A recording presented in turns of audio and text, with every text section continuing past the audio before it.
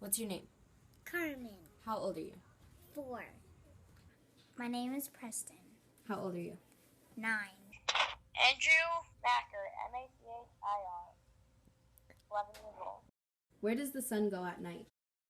To a different magic world on the other side of the earth.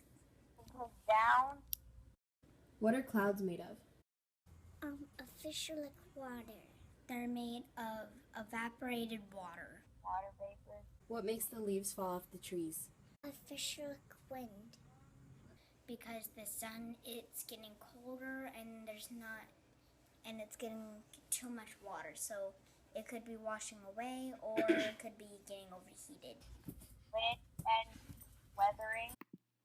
Carmen seems to be in the pre-operational stage of Piaget's cognitive development, while Preston and Andrew are in Piaget's concrete operational stage of development. Carmen seems to have a sense of imagination, stating that the sun goes to a different magical world at night. This also shows egocentrism, which is a primary characteristic of the pre-operational stage. Carmen can't grasp the idea that when the sun is not up for us, it is up for another part of the world. So she says instead that it goes to another world. Another example of egocentrism is when I asked Carmen if her brother had a sister, and she said no. She also uses made-up words like officialic to describe what clouds are made of and how leaves fall off trees. This could either be her imagination or an attempt to use mature language. Preston and Andrew, on the other hand, seem to use direct language and give direct answers to the questions asked. They know the answers to the questions and answer them quite simply. Preston and Andrew also gave simple answers when I asked other questions. When I asked them if their parents were ever little, they both said yes, and Andrew even went on to say that it was a stupid question because it's such basic knowledge to him. Andrew and Preston can understand the concrete logic behind most events. In this next section, the parent was given a variety of situations with different ages of children and was asked what they would do if they were the parent in that situation. 3-year-old is terrified of thunder. I would just take the 3-year-old to the door and stand there and let the 3-year-old know that there's absolutely no possibility of harm being done to them. 12-year-old comes home with all D's and F's. I would take away all the things that they enjoy. I would take away their iPad. I would take away the Xbox, whatever their passion is, and then explain to them why, because I need them to focus on the education and then help them in any areas that they may be weak in. 17-year-old keeps missing curfew. At that point, I would just not let that 17-year-old out. Anything that he would ask me to go do, I would say no for a couple different times until they understood that a rule in a house is a rule in a house and it has to be followed. 22-year-old lives at home and won't pick up after himself or herself. I would start by not providing for that 22-year-old anymore because they should be old enough, and I'll teach them the lessons that they can go to work and they can provide for themselves and move on if they don't want to follow the simple rules and help the household out. During this interview, I realized that parenting changes in a few ways as the children develop.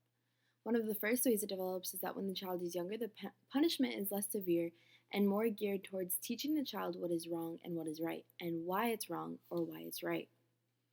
As the child gets older, the punishment is geared more towards taking away privileges so that they know that they will not get what they want if they do wrong. Being a parent entails necessary punishment along with fair explanation of why the parent has the rules that he or she does and why they chose the punishment that they did. Permissive parents aren't strict enough, and authoritarian parents are too strict and discipline-oriented, but the authoritative parent is the ideal parent. They set their values and rules, but they also give an explanation behind those rules. They respect their child and specific interests and goals. They aren't too controlling, and they want to aid the child in being successful. And I think one of the biggest aspects of being a good parent is supporting them. Even when they do wrong, you try to help them build off of what they did wrong.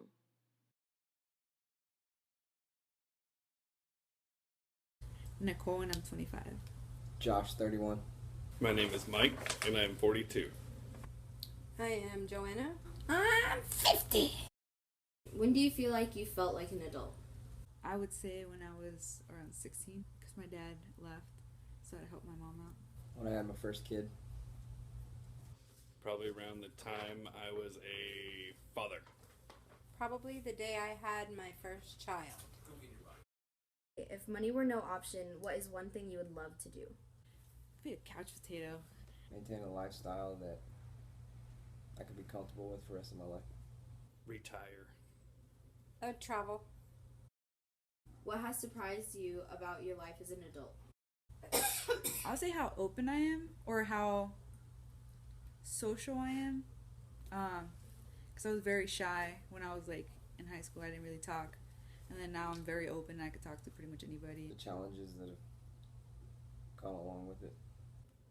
That I have made it this far. That I've succeeded. If you could go back in time, what advice would you give your teenage self? Just be comfortable with myself. I got to miss out on a lot of stuff just because I was very shy. But pay more attention in school.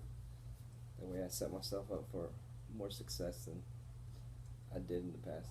Spend more time on my academics. Make better choices. What do you think keeps people young? Having fun, laughing. Attitude. Laughter. Attitude.